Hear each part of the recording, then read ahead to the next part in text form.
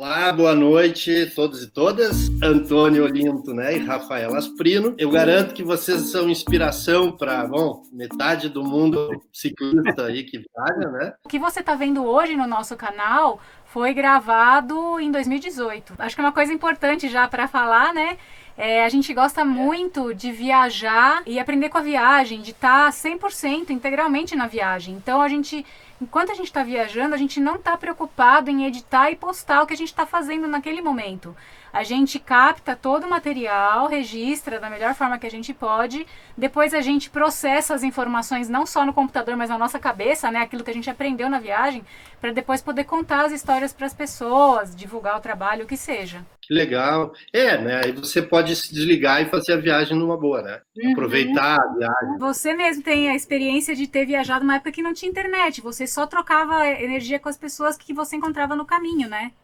Hoje o mundo não é mais assim. A gente tem a internet para facilitar as nossas conexões com a nossa família, os nossos amigos, só que o contragolpe disso é você não se desconectar do seu lugar de origem e viajar o mundo inteiro sem sair, assim, e a sua cabeça continuar no lugar onde você morava antes, né?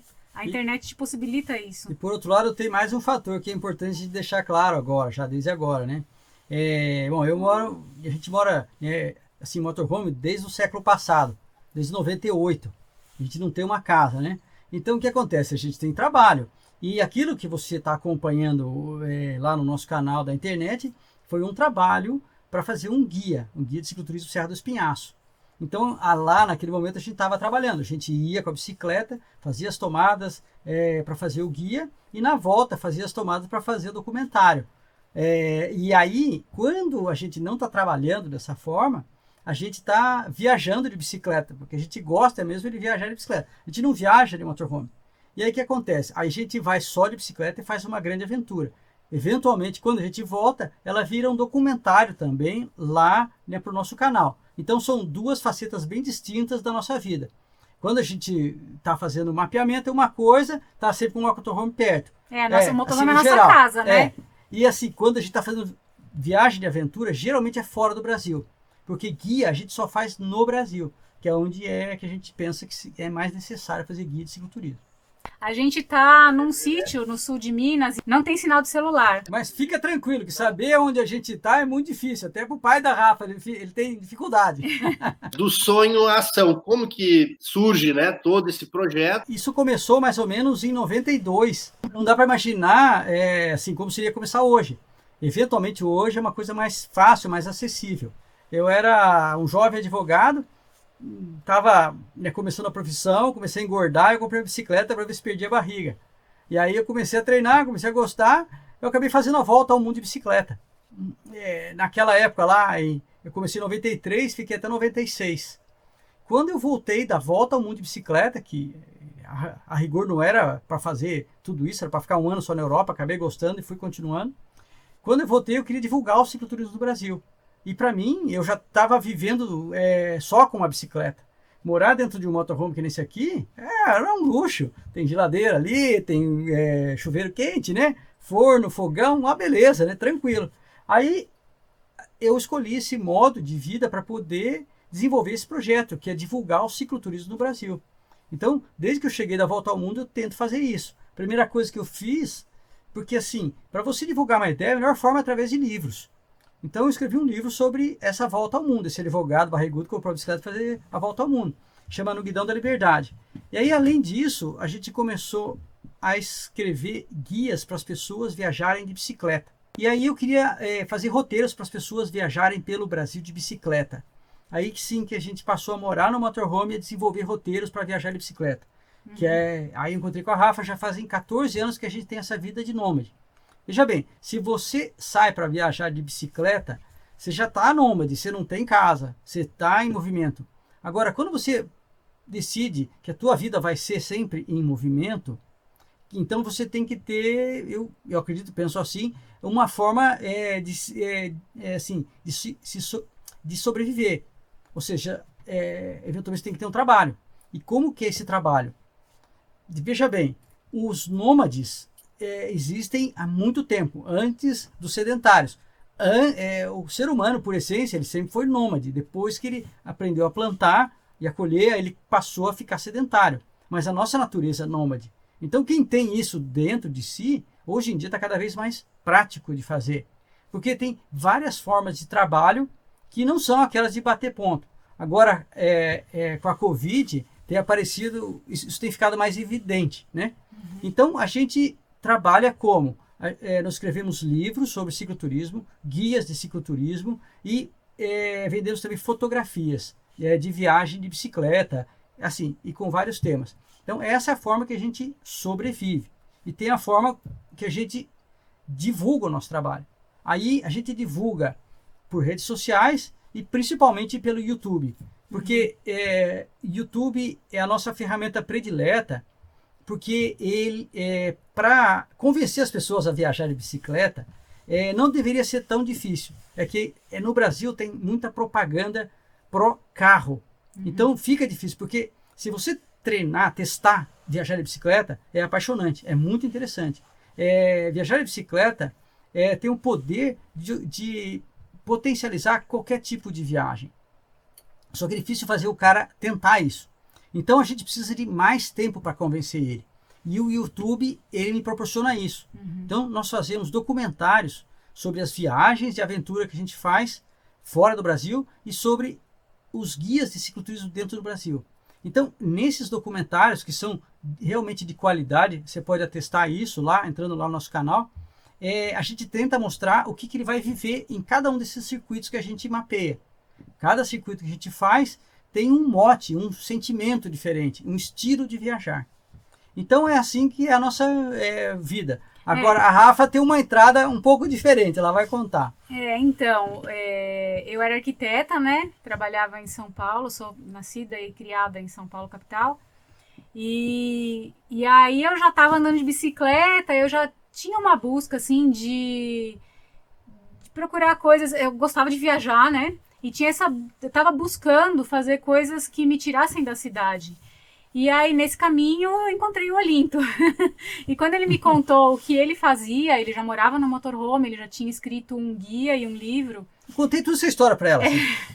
Aí eu me identifiquei 100% assim, com o estilo de vida. É algo, eu costumo falar assim, que é algo que já estava dentro de mim, mas eu nunca tinha reconhecido por falta de referência.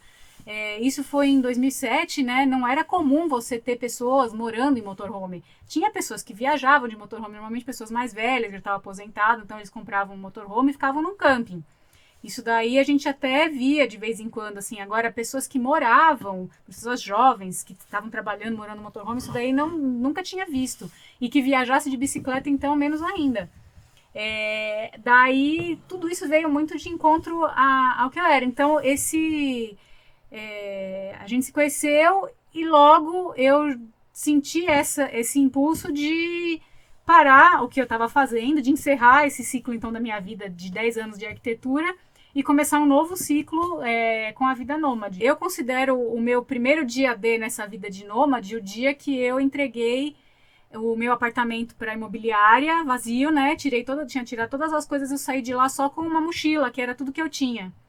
Essa sensação maravilhosa de liberdade, de leveza, algo que é até difícil de explicar, porque a gente, como sedentário, acaba acumulando muitas coisas, bens materiais, problemas, contas para pagar.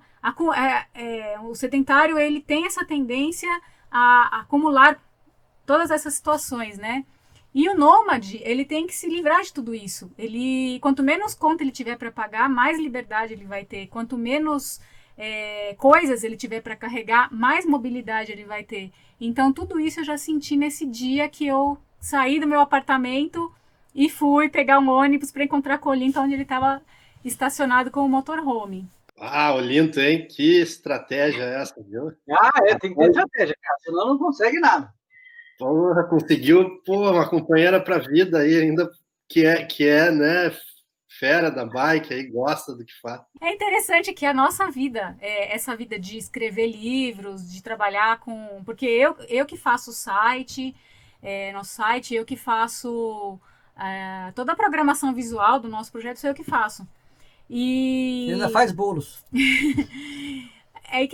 Eu sou formada em arquitetura, então eu vejo que cada coisa que cada atividade que a gente tem que desenvolver na nossa vida como nômade e como produtor de conteúdo e tudo mais, tem a ver comigo, com coisas que eu sou desde pequena. Então é muito interessante isso, você enxergar um estilo de vida que no fundo eu devia ter tido ele desde sempre, né?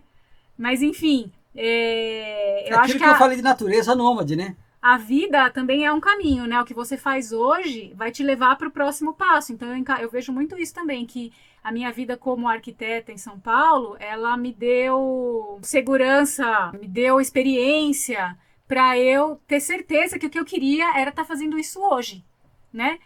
Porque é muito comum a gente ouvir falar assim, porque meu pai queria que me formasse, porque todo mundo tem filho, todo mundo tem um apartamento, todo mundo faz uma faculdade. Então, eventualmente, para algumas pessoas, é importante ter as experiências mais comuns que todo mundo tem, para ela ter certeza que aquele não é o caminho dela. Ou que foi o caminho dela até esse ponto. Dali para frente, ela vai ser outra coisa. E eu vejo muito isso na minha experiência.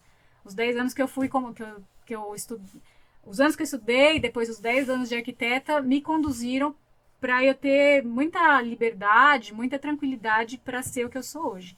O que motivou vocês a quererem inspirar as pessoas, escreverem, né, sobre essas experiências e tal? Eu acho que depois que eu fiz a volta ao mundo de bicicleta, eu achei aquilo tudo tão fascinante, porque viajar de bicicleta tem características muito especiais, assim, né? Que nem eu falei, assim, potencializa qualquer viagem. Por quê?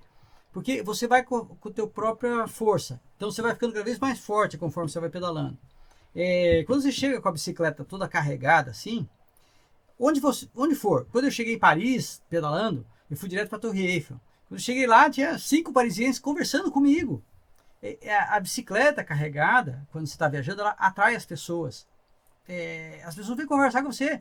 Aí você não vai conhecer só a Torre Eiffel, você vai conhecer as pessoas, que são mais que os lugares, né? E depois é barato. É super barato você viajar de bicicleta. Na volta ao mundo, eu gastei $10.000 em toda a volta ao mundo, com tudo, né?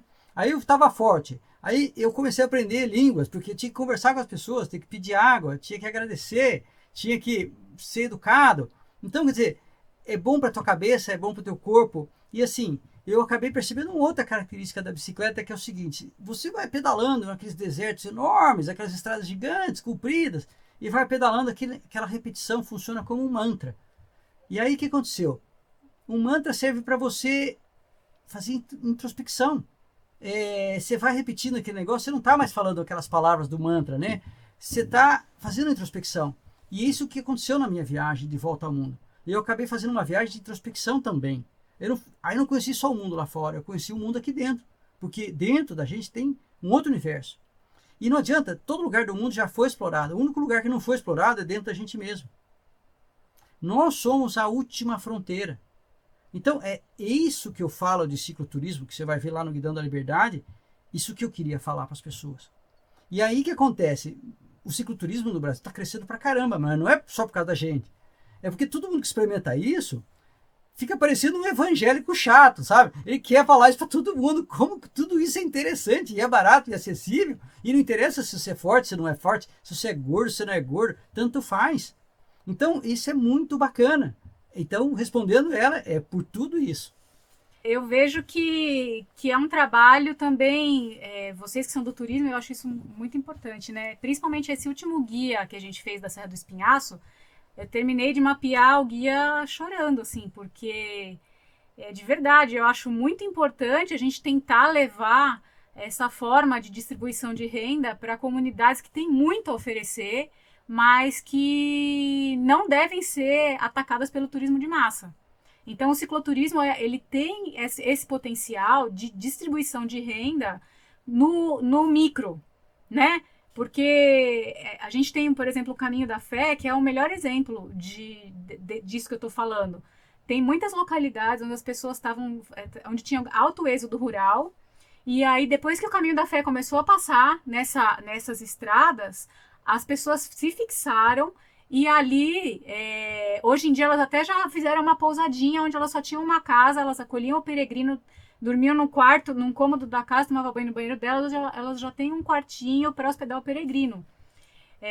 Então eu me sinto assim muito feliz de poder, com esses roteiros que a gente mapeia, fazer esse tipo de trabalho, né? Eu acho que é muito importante para o nosso país. Olha, se tem algum turismólogo aí que está indeciso, que acha que essa profissão não é tão boa, que não quer dizer nada, estuda sobre o Caminho da Fé e o que ele é. A potencialidade que tem um projeto turístico bem feito, com ideal, né, de distribuição de renda, que aquilo não faz mal, só tem coisa boa, é impressionantemente interessante. Eu, se fosse turismólogo, eu só ia fazer esse tipo de coisa. Porque os pontos turísticos famosos estão cheios de gente. Aí começa a depredar a natureza, aí não tem esgoto para todo mundo, é um horror. E por um outro lado, se você pega um município, tem exemplos disso no interior de São Paulo, o município ele pega e faz uma festa do peão. Aí vai lá, 40 mil pessoas em um dia. Não tem hospedagem para todo mundo, não tem banheiro, não tem nada, não tem como pegar 40 mil. Você faz um projeto como esse, 40 mil pessoas vão passar por esse caminho ao longo do ano inteiro. Então, aquela pessoa que tem uma casinha que ela pode hospedar, ela vai ganhar aquele dinheirinho pingado. É muito mais sustentável do que a maior parte das ações de turismo que são feitas, infelizmente, nas prefeituras, né? A gente não entende muito bem. Então, a gente acha de verdade muito importante esse trabalho que a gente faz. Sim, e a pergunta provocativa é se vocês têm saudade de algum endereço fixo, né? Você tem saudade de ir para uma casa?